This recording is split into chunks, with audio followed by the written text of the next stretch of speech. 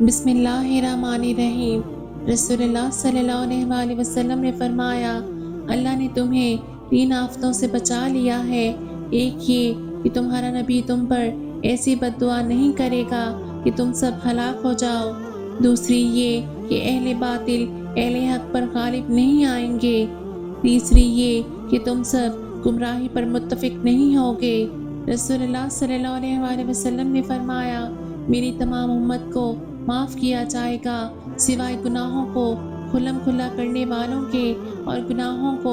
کھلم کھلا کرنے میں یہ بھی شامل ہے کہ ایک شخص رات کو کوئی گناہ کا کام کرے اور اس کے باوجود کہ اللہ نے اس کے گناہ کو چھپا دیا ہے، مگر صبح ہونے پر وہ کہنے لگے کہ اے فلاں، میں نے کل رات فلاں فلاں برا کام کیا تھا، رات گزر گئی تھی اور اس کے رب نے اس کا گناہ چھپائے رکھا، لیکن جب صبح ہوئی تو وہ خود اللہ کے پردے کو کھولنے لگا۔ حضرت عبداللہ بن عمرو بن عاص رضی اللہ عنہما سے روایت ہے کہ انہوں نے رسول اللہ صلی اللہ علیہ وآلہ وسلم کو یہ فرماتے ہوئے سنا،